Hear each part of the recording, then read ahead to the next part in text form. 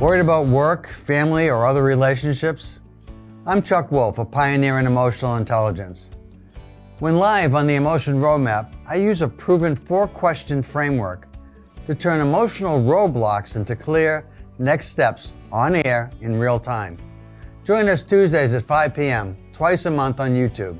Subscribe, go to YouTube, type in @CJWOLFE5, and ask to be notified when I'm live so you don't miss a show. Call in when you see the number on screen. In 1990, the psychologists who sparked the science of emotions asked me to help translate their research into everyday tools. I built the Emotion Roadmap, a simple 4-question model that helps anyone improve how they manage their feelings and influence others ethically and effectively. On the Emotion Roadmap, take the wheel and control how you feel. We turn worry into clarity and stress into strategy.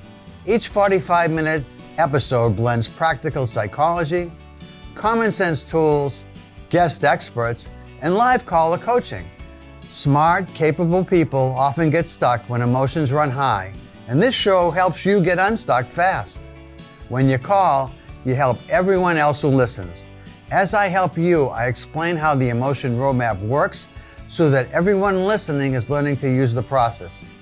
To learn more about me, go to www.emotionroadmap.com.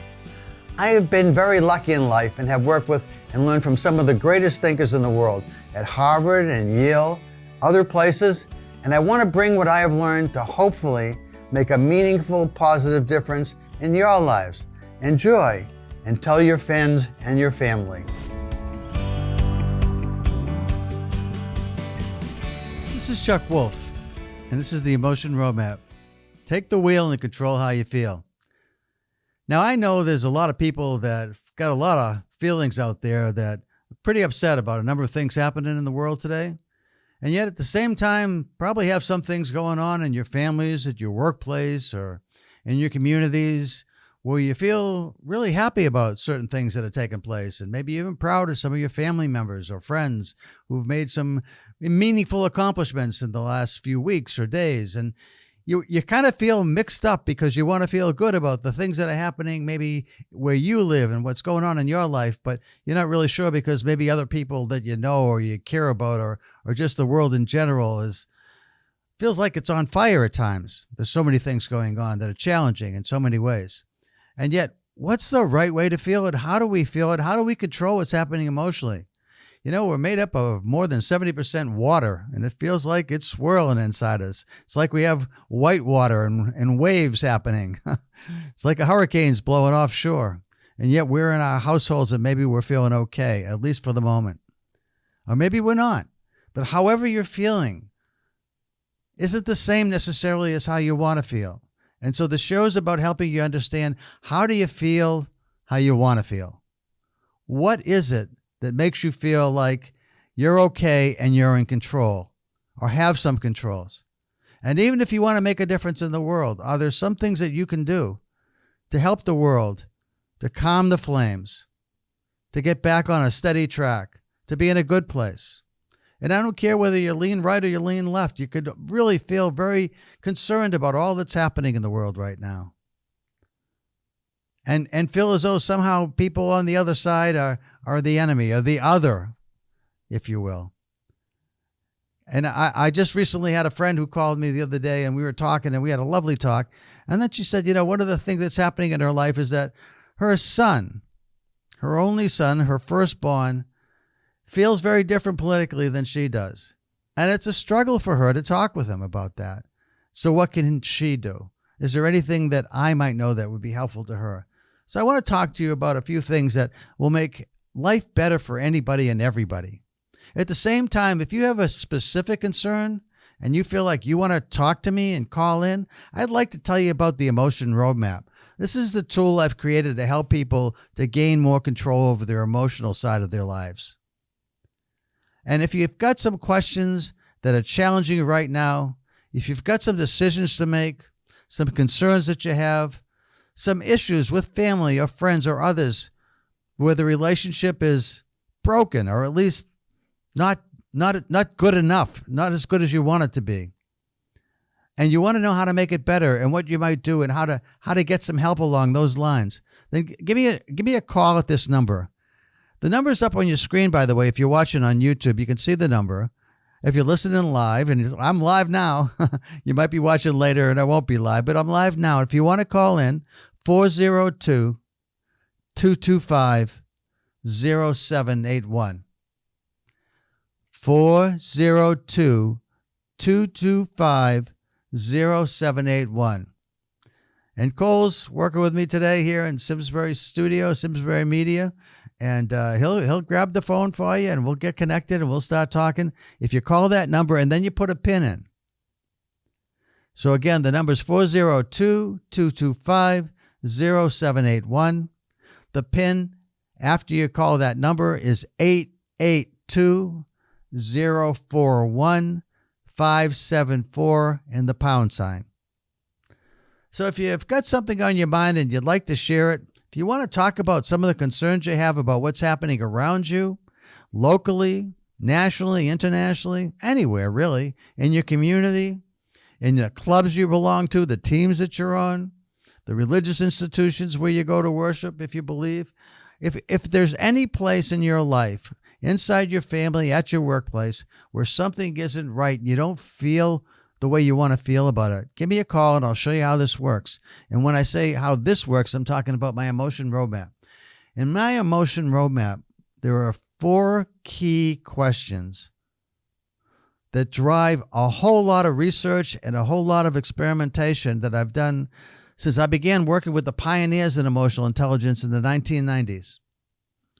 So it's been over 25 years that I've been working with people in the field of emotional intelligence, and now I'm considered one of the pioneers myself, and particularly in the area of how do I apply this knowledge of emotional intelligence to make people's lives better.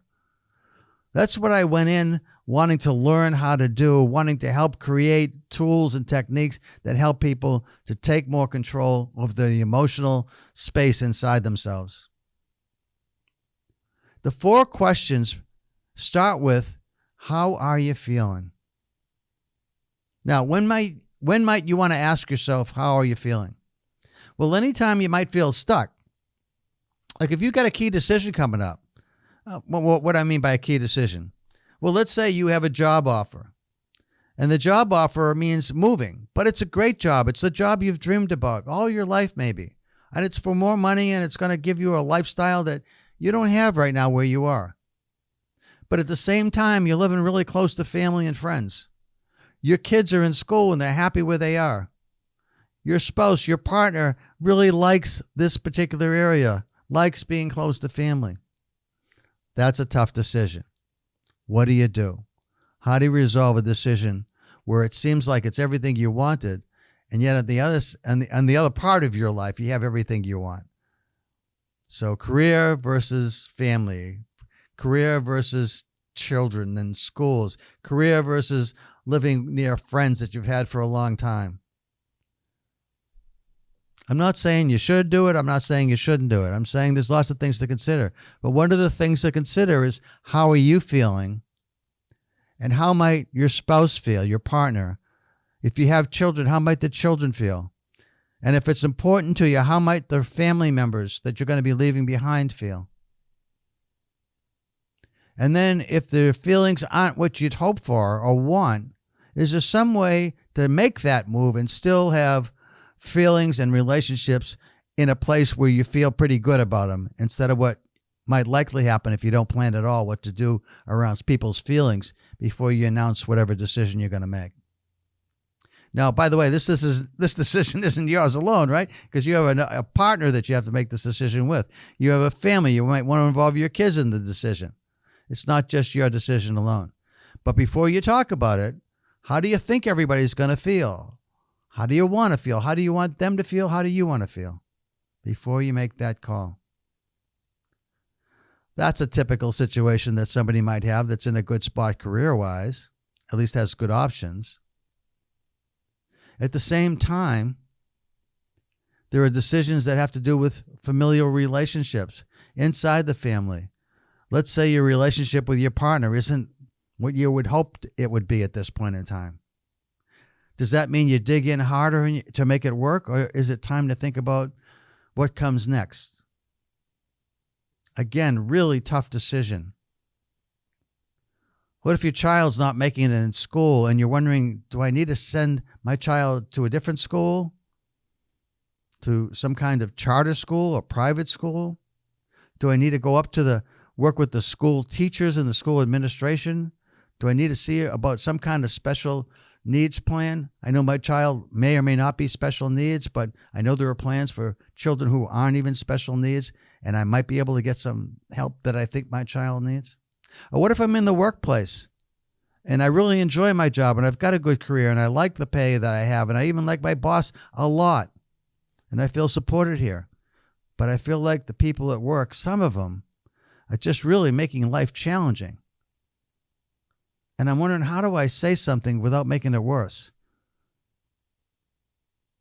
How do I get along with my boss if that's not working? Or if I'm leading others and I've got a good team, maybe even a great team, but not everybody's great on it.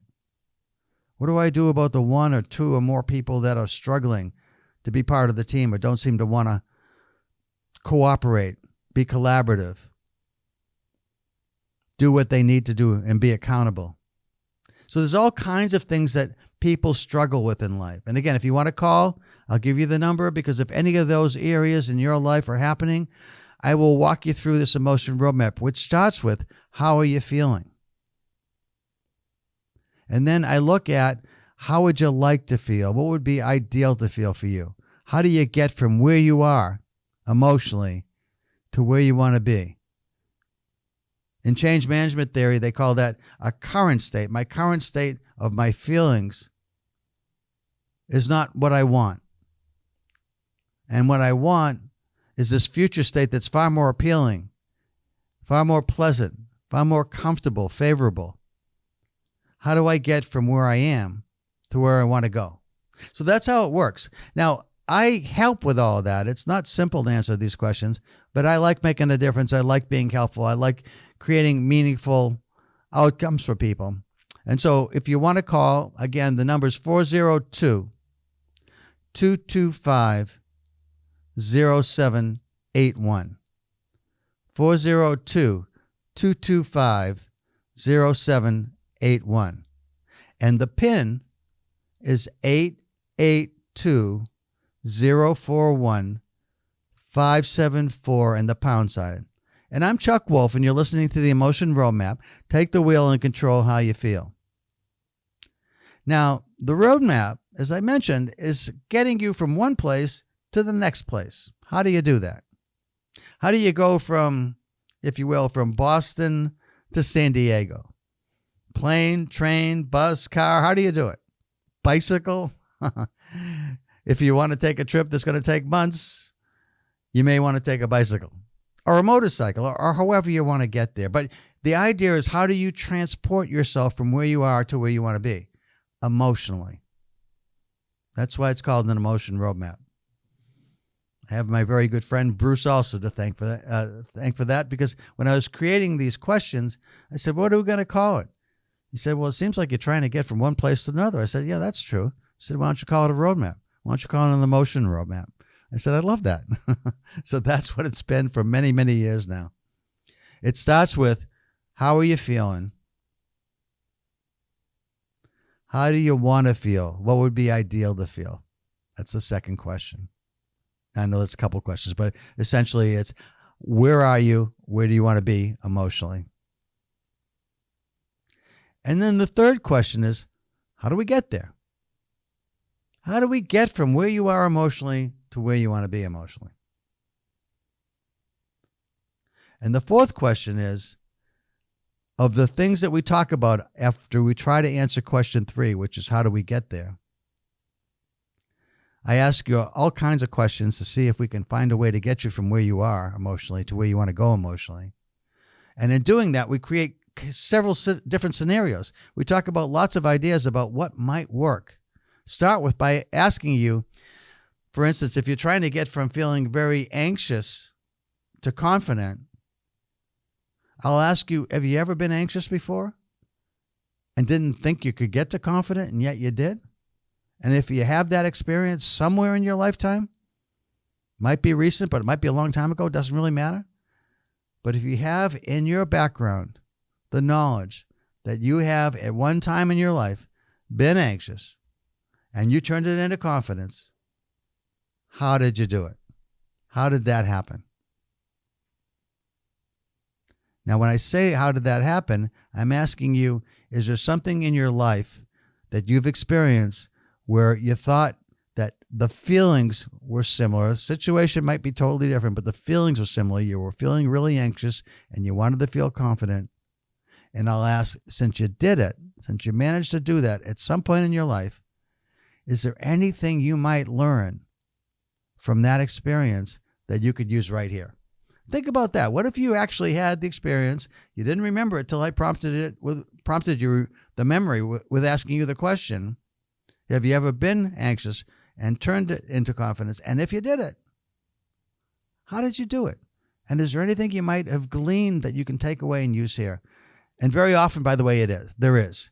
And what's beautiful about that is because now we're dealing with you, I'm dealing with you and trying to help you help yourself, knowing that you've already had an experience, not the same circumstances, but an experience with the same feelings that you made work. And then you start thinking about what you did before and seeing how it's going to work here. And as we explore different kinds of ways that you might get from, say, anxious to confident,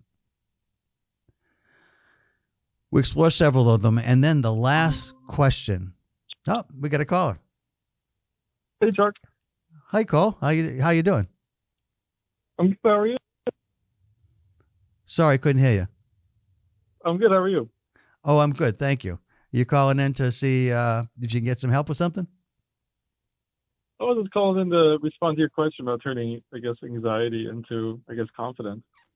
Well, sure. Go ahead. What have you actually done around that issue before, Cole? Have you ever had that experience?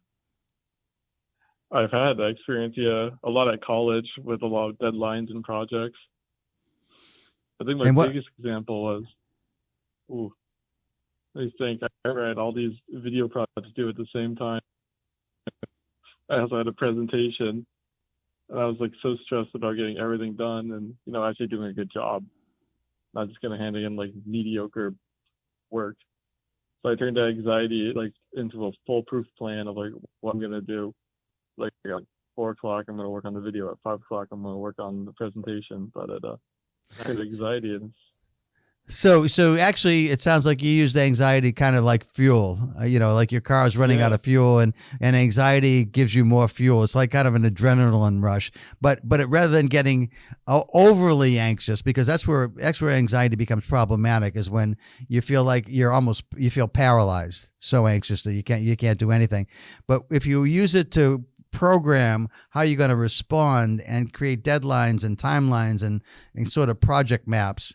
That seems like what you did to help guide you? I would say so, yeah, because honestly, sometimes I would just become really distracted because I feel like my attention span sometimes is really good and sometimes it's like a goldfish. I forget what I'm doing. So I think having the anxiety of, I got to get all this done really fueled that like, here's my plan to get everything done. So that's interesting. Cool. So the idea of using anxiety to program yourself worked in times, and then sometimes you have, some difficulty maintaining focus and attention. Yeah, I gotta admit, my sin. Sometimes I have very bad attention spans. Well, how do you find yourself? How do you get out of that when you find yourself distracted and forgetting what you were doing? What do you do to get yourself back on track? Well, I gotta be honest. I think that was a result of COVID because I kind of spent, a lot of us spent time indoors, and I would spend time on Instagram, TikTok, YouTube, and I would watch these videos that are like 30 to a minute long instead of like actually good length content, and my kind of attention span just got shot because I'd be like, all right, if something isn't moving every minute, I don't care. Yeah, that's so interesting because I've been, one of the things that I do is I do put up videos that are long, deep dives, really. And a lot of people find that if it's more than 2 minutes, 3 minutes or even 1 minute sometimes, I've lost you. Right? Yeah, I don't think it's a problem with our generation. And thankfully, with the career path I went down, I was able to fix myself because obviously I'm sitting here editing 40 to an hour long videos. So I had to smack myself in the head and said, get out of that like mind frame. So you did some kind of an alert signal to go off in your head, and whether it's to slap yourself in the head or just, recognize that, oh, wait, I've got to do something different here. I can't just keep watching 1 minute videos.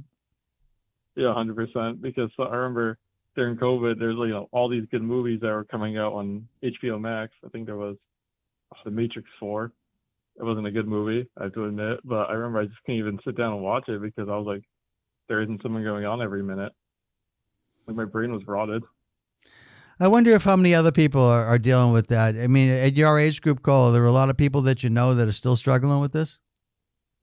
Honestly, I think that is a trend for younger, I want to say the younger generations, that they don't care so much for kind of the long form content. They kind of want just shorts. I think that's why Instagram, Reels, TikTok, YouTube Shorts have all kind of blown up. So do you have this kind of stuff? Considering that you've been able to turn that around for yourself, and any thoughts that you might share with others who might be struggling with this as well? I would say just get off social media. That's my bet. I mean, just I don't know. It's like an addiction. I hate to say it. Like a lot of people are probably addicted to social media, just kind of sitting in bed, scrolling through Instagram Reels, thinking like, oh, it's just a minute. Time won't fly by. And by the time you watch like 50, 30-second videos, time has just flown by and you don't realize it because you're just on your phone scrolling. So I guess the best advice would just don't use as much, set timers, set restrictions on yourself, because just the further you go down that rabbit hole of watching Instagram or TikTok, it's just going to get worse to get out of.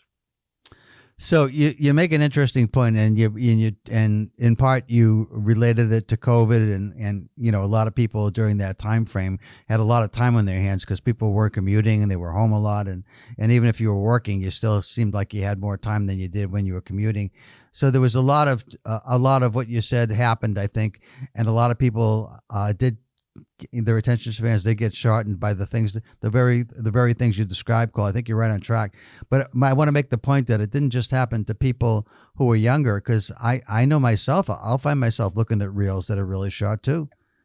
And I think one of the things that I found is helpful is to limit, and you talked about setting boundaries, and boundaries are really important in life, I think. One of the ways, by the way, if those of you who might be listening to this, is just kind of track and see how you're doing with this. If you don't really have a strategy yet, and you're kind of focused on trying to figure out how to deal with this yourself, I have found one of the ways in teaching people how to be more aware, how to answer the question, "How am I feeling?" is that if you choose to really want to learn more about how you're feeling during the course of the day. And it's not just a fleeting thought, but you actually want to do something about it. Here's an exercise you can try over the course of the next week or two. It's probably better 2 weeks, but even 1 week, you'll learn a lot. Take some time during the day, and I suggest 3 times a day, to ask yourself the question, how am I feeling? And is it how I want to feel? And what I mean by that is that most of us start our day with an idea about what we think we're going to get done. And when we are thinking about what we want to get done, we start off with some good intentions and maybe a list, and we start knocking off that list. But then the distraction happens.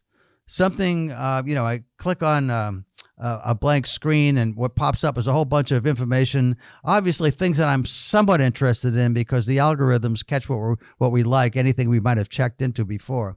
And so I'll click on something, and then all of a sudden, well, I call it a rabbit hole. I go down this rabbit hole and I'm in it for a while. And then I realize that what I had said I was going to get done isn't happening. So I try to scramble back. But one of the things I suggest that people do, just to see if this is happening to you, and you may already know it, but is that 3 times a day, once in the morning, say mid-morning for you. For most people, that's around 10 o'clock or maybe even 10:30.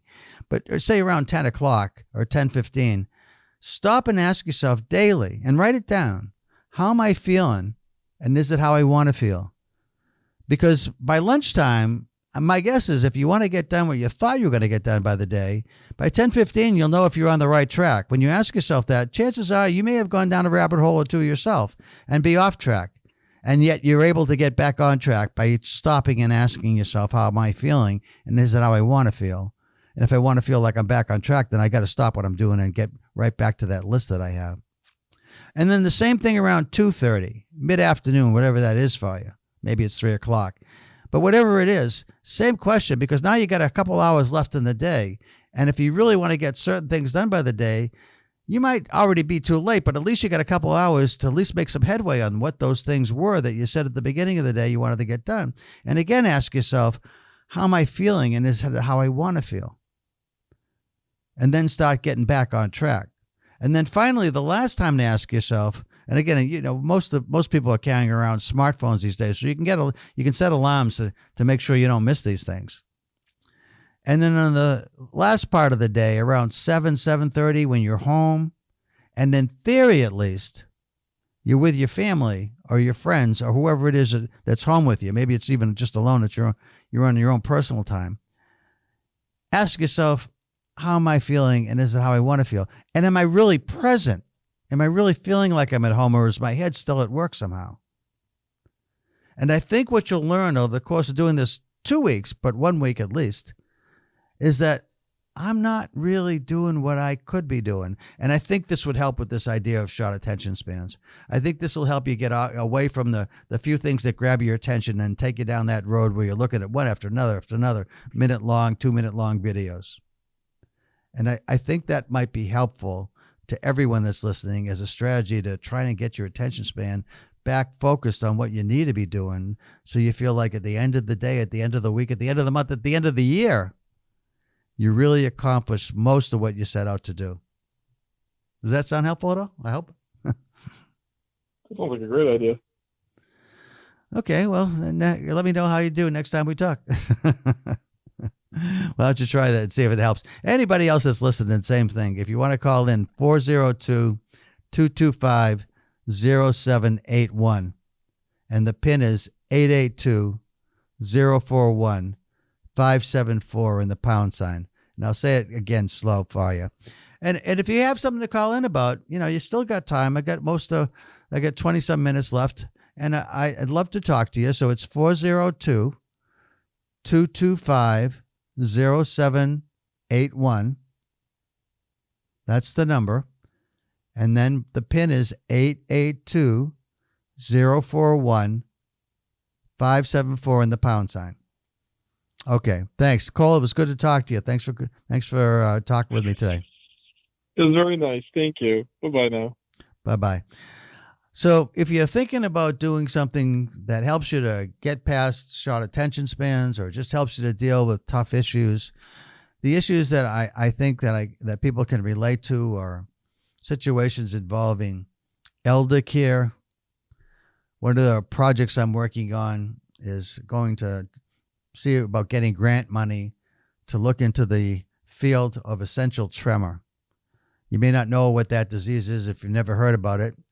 It looks a little bit like Parkinson's, but it's a different disease, although some of the symptoms are similar, where there's shaking going on. And there's quite a few people that have this essential tremor. It's a progressive disease, often gets worse, sometimes potentially has the possibility of getting better, but often gets worse. And then people who have this disease lose some of their independence, sometimes a lot of independence in terms of the things that they can do, because the shaking gets too hard sometimes to hold a fork, or too hard to speak clearly if the head is shaking. And so because it's something that's in my family, I wanted to see about doing something to help caretakers and caretaking and people who feel the need to be cared for all deal with the emotional side of what happens when a progressive disease enters your family or your household. Or maybe you're a caregiver yourself. Maybe it's what you do for a living. Or maybe you've hired caregivers to help out with family or friends or people that you're helping to care for. So what's the relationship like with caregivers? How do you hold people accountable? How do you screen? How do you recruit? How do you make sure you've got the right person with the right competencies, with the right kind of personality for the member that you're going to need help with, for the family member that or the friend that you're going to need help with? How do you recruit for that? How do you decide what you're looking for? How do you cope with it when it's happening to you and you're the one needing care? Again, challenging emotions everywhere. One of the reasons I got involved with the political side of things is because we've become so polarized in recent years. And so let me say a little bit about that, because I know there's a lot going on in the country right now that people feel very strongly about. There's some people very happy with certain things that are happening in the country, and a lot of people are very upset about things that are happening in the country. So whatever side you're on, if you have a family member that's on the other side, chances are you have a real hard time talking with each other about this. And you aren't alone, and you probably know that already. But in case you don't, there's quite a few people that are having similar problems. There's a huge divide. And, some people talk about it's the middle of the country versus the two coasts. But that's not completely true. There's people inside every family that have different beliefs. And I personally think that loving family members supersedes any political feelings you might have or I might have about what they believe that's different than what I believe. But I have to work at it. And if they don't like what I believe, they have to work at it with me. So how dedicated are you to your family members and making sure that the love we have for one another supersedes any bad feelings we might have about beliefs that we find are very different? And I do recommend and I'm going to have some of these people on this show in the coming months. There's a group called Braver Angels. And Braver Angels was started initially by a person who was a marital therapist. And he was used to people having love for one another, at least at one time, but then having major disagreements with one another to the point of going to marital therapy in hopes of not having to dissolve their marriages. And he had found a number of techniques that really helped him to get people to recognize, while they might not agree with another person, might disagree vehemently with another person, if they loved that other person, they could at least seek to understand why the other person believed what they did, felt what they did, cared about what they did, and still potentially, not always, but potentially keep the relationship intact and have the love override any of the beliefs or differences of opinion that people might have. So that's another thing to think about, is how do we override biases? I'm convinced that all of us are born with biases to start out with life. When we're first raised, our families, they tell us who we are, whatever group that might have raised us. If we were lucky enough to be raised by two loving parents, wonderful, but many people aren't. Many people are raised by one parent or a grandparent, or perhaps they've been in an orphanage or in the foster homes or had the state take care of them. Whatever way you were raised, you got certain instincts and certain experiences that combined to create what you believe about life and about people and about others who are different than you. And those beliefs sometimes become biases. Let me take one political situation that is troubling to me. The situation involves a group of people called Somalis, right? The Somalis that have committed fraud in Minneapolis, it seems like there's a number of them, don't represent every Somali that was ever born. I mean, I hate the idea of targeting a group because somebody in a group committed a crime that everybody in that group is suspicious. There's a lot of white people that have committed crimes. And so are all white people suspicious? Or whatever race, or whatever group, whatever ethnicity. I hate the idea of the other simply being a category where they're less than whatever group you might belong to or I might belong to. So I think there's all kinds of biases that exist that we need to somehow find ways to get past and understand that we all have them and be forgiving of ourselves for having them. But having forgiven ourselves doesn't mean that we don't work to change those biases, to be more welcoming and to be more inclusive. Whether it's somebody's political beliefs, whether it's a group that somehow is being diminished by others, how about rising up above that and being the best version of ourselves? Being responsible, being caring, being loving. Being someone that fights for what's right. Now, you don't have to necessarily be on the international, national, or even local stage to make life better for people. You can start simply just being kind to those you encounter, whether it's in your family, your friends, your neighbors, your community, wherever you show up. Kindness is a way of making the world a better place. Recognizing when our beliefs put us against other people and trying to change those beliefs, being kind to ourselves, loving to ourselves, and recognizing we're not perfect, we're not going to ever be perfect, but we can strive for perfection. Knowing we'll never get there, but knowing every step we take towards it makes us better. And in making ourselves and others that we interact with better through kindness, through acts of charity, by being more loving and less hateful, we make the world a better place. So again, I'll give you the number to call in if you have an interest in talking about this or how you're feeling, how you want to feel. 402-225-0781. 402-225-0781. And then put the pin in 882-041-574 and the pound sign. And you're listening to Chuck Wolf. I'm Chuck Wolf. You're listening to the Emotion Roadmap.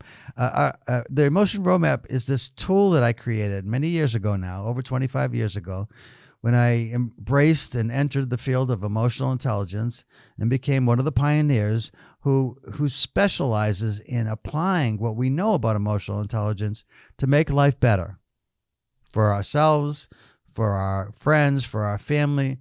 And in my case, I'm trying to make it better for everybody that is listening to these videos, whether you listen live or you listen later. I hope that you're getting from this concept, this idea that you can change what you feel, and that in doing so, you can make life better for you and you can help others make life better for them by helping them change how they feel. You start with knowing, how are you feeling? How do you feel? And then asking, when the stakes are high and it's important and you somehow feel like the feelings you're having are off somehow, they're not the feelings you need for what you're trying to get done, you ask yourself, how do I want to feel? What would really be ideal for me to feel? And then, how do I get there? How do I get from what I am feeling to what would be ideal to feel? And then after discussing a few strategies with me, if you call, we pick one. And by what I mean by pick one, we talk about, is there one of the strategies we talked about for getting you from whatever you're feeling to what you'd like to feel? Let's say you've been betrayed by someone, and yet you don't want to give up on them. You want to trust them again. That's a really long emotional journey. The longest one we might take ever, by the way, is to get from feeling betrayed to trusting again. But it's possible. Not for everybody, by the way, but it's possible for most of us. Well, how do you get there? And as we talk about things that would work or potentially could work, I ask you, of all the things we're talking about, which one or two are you really able to do? And which one or two are you really willing to do? As curious as it might seem, when you're able and you've got a strategy that can help you, this tremendous challenge to get from feeling betrayed to feeling trusting again, and you got something that could potentially work, and yet you're unwilling to try it, it's not going to be a good plan. You need to have something that you feel like you're excited even to try, or at least willing to try. Because without that commitment, the chance of it working is slim to none. So I got a little bit more time. I'll give you one more time, a chance to call in. 402-225-0781. 402-225-0781. The PIN 882-041-574#. Again, my name is Chuck Wolf, and you're listening to the Emotion Roadmap. Take the wheel and control how you feel. So I hope, for those of you that have been listening and those that get to listen later, that you understand the concept and the power behind the idea of learning about feelings, about control over feelings, about how to change feelings, about how to take advantage of feelings in ways that help make life better for you and for others. So if you tune in, I'm going to be on regularly on this live stream on YouTube, on my channel, and on Simsbury Media's channel. And you're going to be hearing about this idea that you can control more emotionally what you want to feel. You have more ability to create what you want to feel and move from what you are feeling to something more helpful, more positive, that makes life better for you. And you can do that for others. You'll be able to influence and do this for others as well as yourself. That's the goal for the show. And I hope that you stay with me. And I hope that you practice some of the things we talked about. In some, I want to just go back over one of the things I suggested. You may have tuned in at a time when you didn't hear this, but if you want to learn more about how you are feeling and how feelings impact your day and how you can control more of your feelings and the outcomes that you experience based on how you feel, I suggested that you track yourself 3 times a day, once in the morning, mid-morning around 10 to 10:30, somewhere in that time frame, that you schedule for at least 1 week, 7 days. You have a little place where you write down how you're feeling, let's say at 10:15 in the morning, and is it how you want to feel? If you're on track and doing what you want to do and you're having some successes, chances are you're feeling exactly how you want to feel. If you've somehow gone off track and got diverted by something that caught your attention that probably shouldn't have, but you were curious about and you spent too much time on, at 10:15 you have a chance to get back on track before the lunchtime arrives. Same thing mid-afternoon, when you just got 2.5 hours left before you end for the day, and you check in with yourself around 2:50 and 2:30. How are you feeling? How do you want to feel? If it's not how you want to feel, can you get to how you want to feel by recalibrating what's left of your day and making sure you get done at least what you said you were going to do that was most important, so that by the end of the day you're feeling pretty good. And then finally, this happens a lot to people, I think. They go home, but they're not really at home. So around 7:30 perhaps, check in with yourself and see, are you present? How are you feeling? How are you feeling at 7:30? Are you feeling good about being home with whoever happens to be in your household? Or even if you're alone, you feel good about what you're thinking about? Are you really into your personal space? And have you let go of work? I'm not saying you need to have let go of work every night, but a lot of times we need some separation. We need family time, or we need personal recreational time. We need gym time if we're working out, or just thoughtful meals, something pleasurable that takes our mind away from just simply working all the time.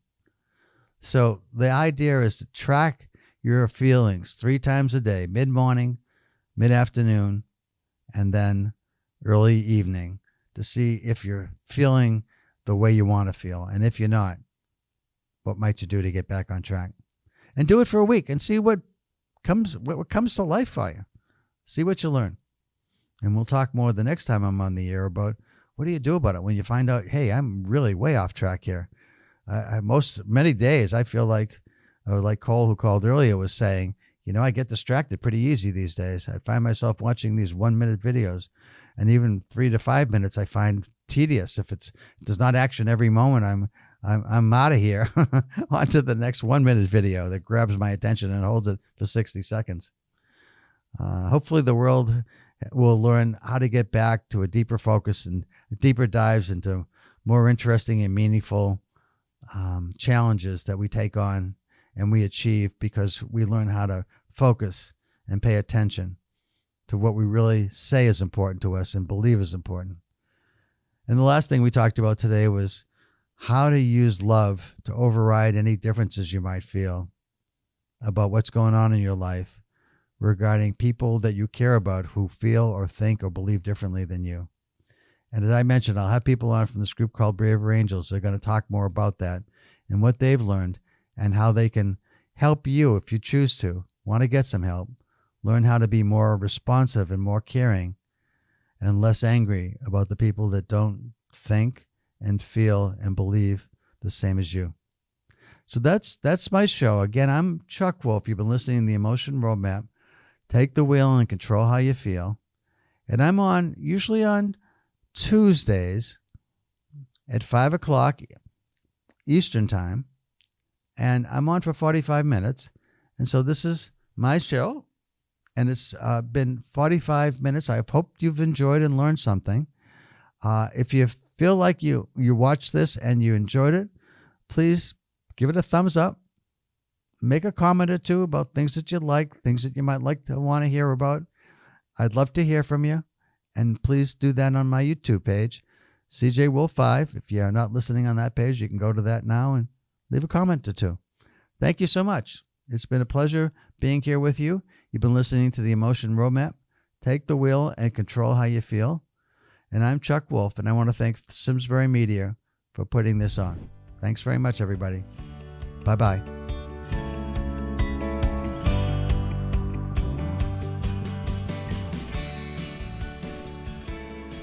For over 40 years, SCM has been the voice of our town, bringing us together through local programming, education, and live broadcasts. SCM isn't just about television. It's about empowering our community, ensuring our voices are heard during government meetings, and celebrating milestones like our high school graduations. But today, SCM faces a challenge. Our funding structure is based on television subscriptions. And it's no secret, people have been cutting the cord. With a shift to internet-only subscriptions, SCM receives less revenue, even though all our programming is freely available online. We need your support. We need your support. We need your support. We need your support. We need your support. Your donation can make a difference. It will ensure that SCM remains open, continues to educate our youth, and keeps our community informed. Thanks to SCM, I've been honing my creative skills, helping me work towards my college degree. SCM is crucial for keeping our community connected. SCM isn't just here to broadcast local events.